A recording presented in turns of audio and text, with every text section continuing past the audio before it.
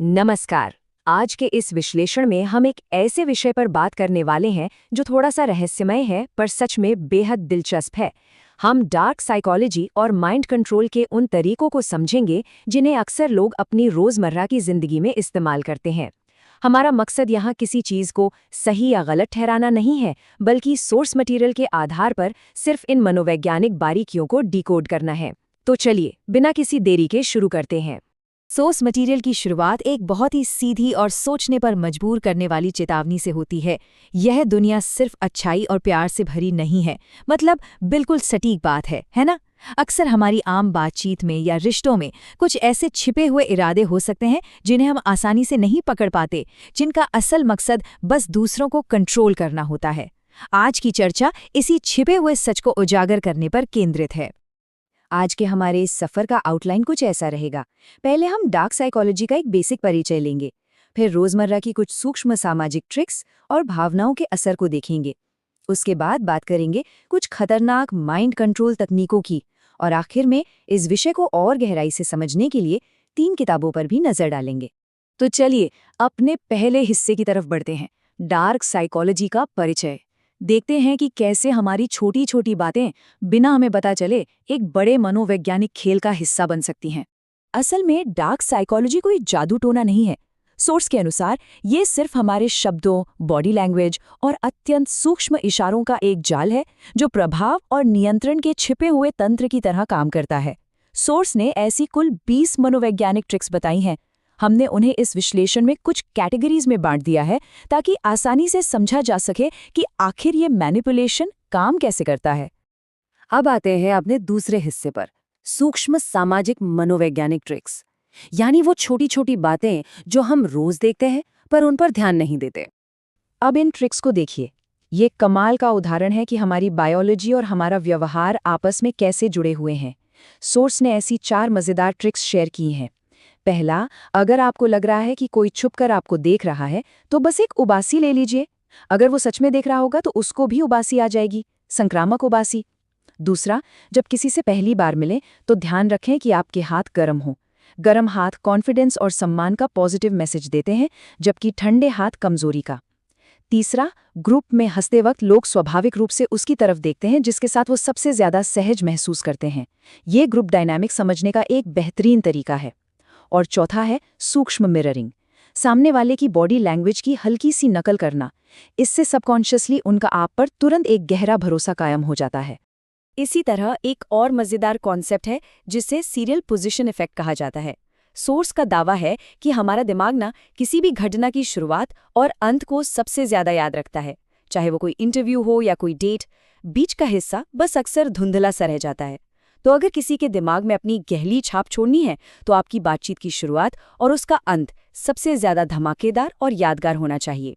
पर तब क्या करें जब माहौल थोड़ा तनावपूर्ण हो? सोर्स ने गुस्से को शांत करने का एक बढ़िया मनोवैज्ञानिक तरीका बताया है। पहला कदम है शारीरिक रूप से उस गुस्से वाले शख्स के थोड़ा करीब चले जाएं। आमने सामने खड़े होकर गुस्सा करना आसान है, पर बगल में बैठने से एक अजीब सा मनोवैज्ञानिक दबाव बनता है जो आक्रामकता को कम कर देता है।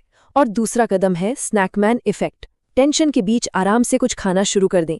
खाना एक शांत करने वाली गतिविधि है जो सामने वाले का ध्यान भटकाकर माहौल के तनाव को तुरंत नॉर्मल कर सकती है। सामाजिक ट्रिक्स के बाद अब हम प्रवेश कर रहे हैं तीसरे खंड में, भावनाएं और मनोवैज्ञानिक प्रभाव। यहाँ हम देखेंगे कि कैसे इमोशंस का इस्तेमाल करके अपना प्रभाव बढ़ाया जा सकता है। अब ये देखिए, ये हमारी सामान्य सोच से बिल्कुल उल्टा काम करता है। इसे बेंजामिन फ्रैंकलिन इफेक्ट कहते हैं।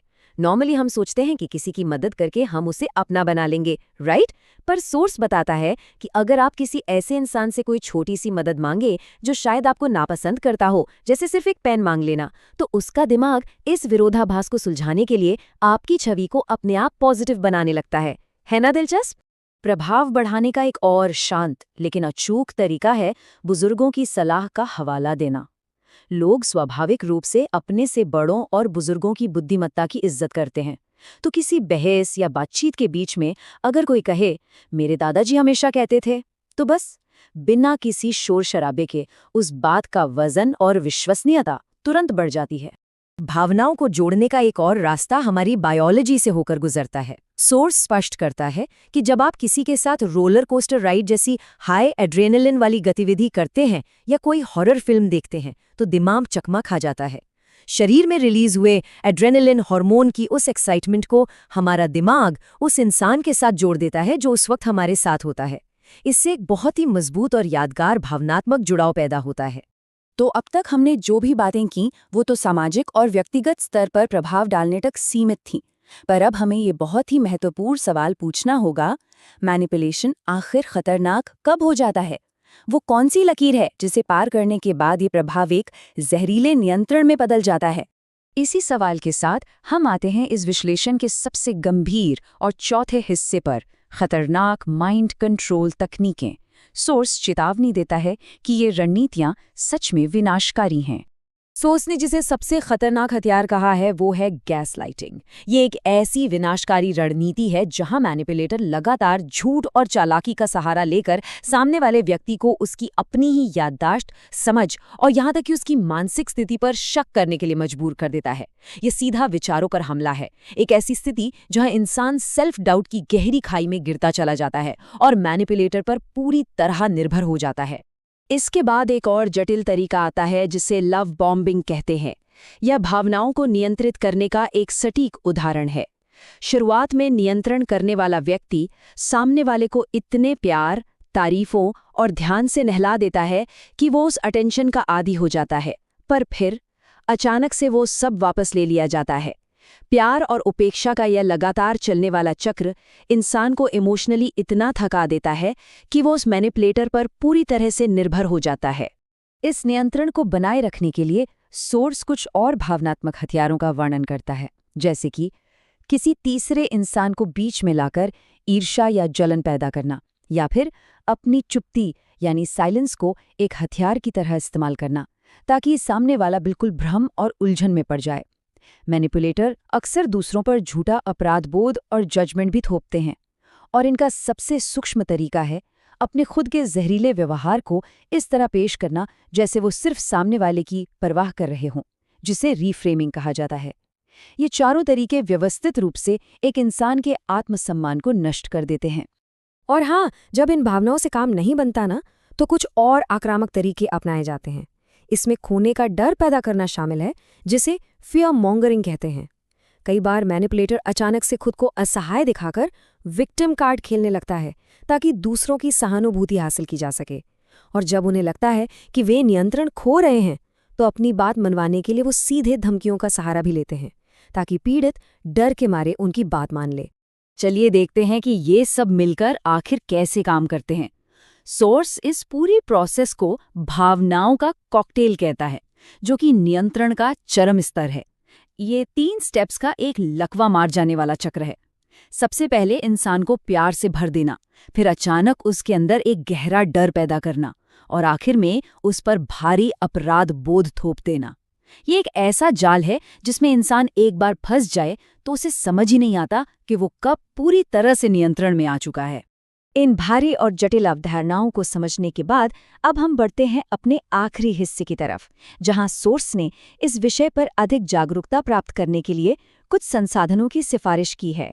सत्ता की खेल, आकर्षण के मनोविज्ञान और इंसानी स्वभाव की गहराइयों को समझने के लिए सोर्स ने इन 3 किताबों का सुझाव दिया है: the 48 laws of power, the art of seduction और the laws of human nature.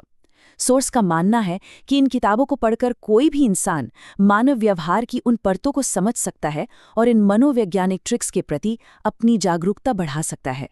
तो आखिर में सबसे जरूरी बात यह है कि इस ज्ञान का मकसद डराना नहीं, बल्कि जागरूकता फैलाना है।